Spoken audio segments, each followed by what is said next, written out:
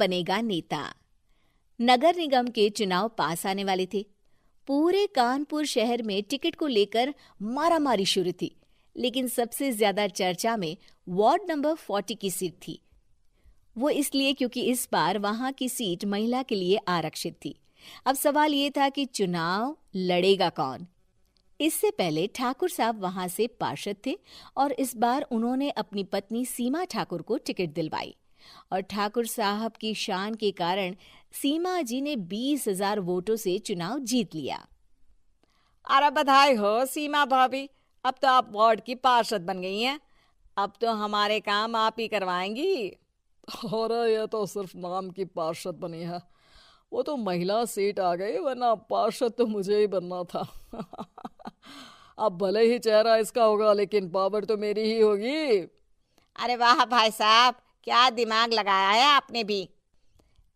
आइए आप लोग, खाना लगा दिया है सबके लिए। सीमा जी पार्षद बन चुकी थीं, फिर भी उनकी एक ना चलती। सारे काम ठाकुर साहब खुद ही संभाल लेते और जहां जरूरत पड़ती वहां सीमा जी का अंगूठा लगवा लेते। सीमा जी ज्यादा पढ़ी लिखी भी नहीं थी। एक दिन ठाकुर साहब और सीमा एक प्रोग्राम में जाते हैं। अरे ठाकुर साहब, आप आ गए।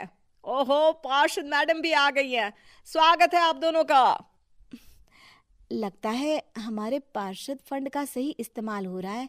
चलिए अब उद्घाटन करते हैं। ये लीजिए ठाकुर साहब कैची, आप ही सबसे पहले प्रवेश कीजिए। सब लोग आगे निकल जाते हैं और सीमा जी पार्षद होने के बावजूद भी पीछे खड़ी रह जाती हैं। वो देखती हैं कि वेलकम बोर्ड पर उनका नाम है, लेकिन महिला होने के कारण कोई उनका सम्मान नहीं कर रहा। अगले दिन एक आदमी उनके घर आता है। अरे ठाकुर साहब नमस्कार। कल ना हम नोटिस किए कि हमारा घर तो अवैध है और नगर निगम वाले उसे तोड़ने आ रहे हैं। अरे कुछ कीजिए ना ठाकुर साहब। देखो भाई, मैं तो ज्यादा कुछ कर नहीं सकता, पर अगर तुम सबकी जेब गर्म कर दो तो कुछ हो सकता है। कुल मिलाकर 4 लाख लगेंगे। अरे 4 लाख ठाकुर साहब?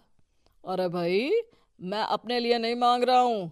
दरोगा है, इंजीनियर बाबू है, बड़े साहब है, सबको देना पड़ता है ना थोड़ा थोड़ा। बोलो है मंजूर?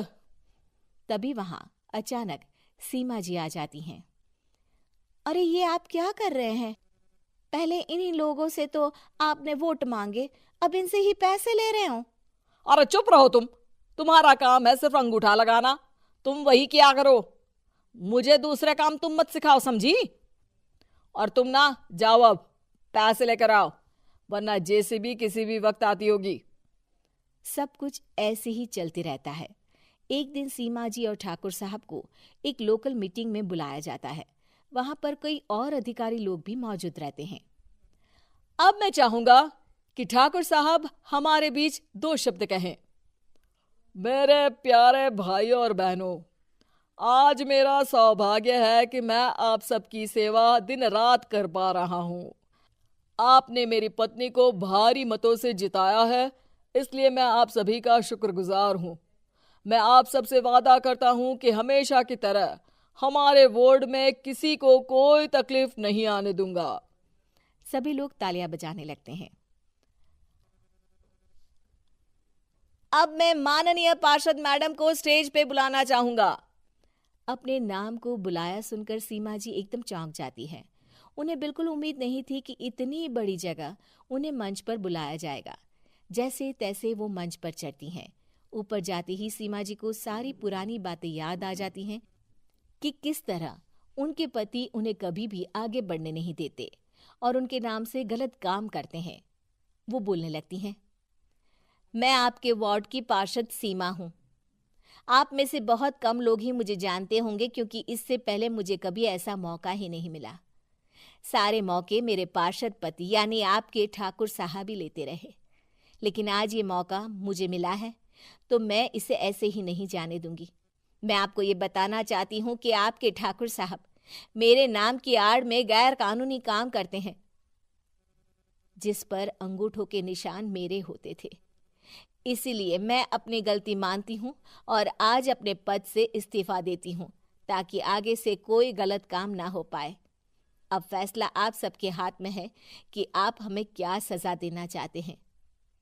सीमा जी की बातें सुनकर ठाकुर साहब के चेहरे का रंग उड़ जाता है और वो शर्म से मुंह नीचा करके वहां से चले जाते हैं और पद से इस्तीफा देकर ही सही सीमा जी अपने आप में आत्मविश्वास महसूस करती हैं।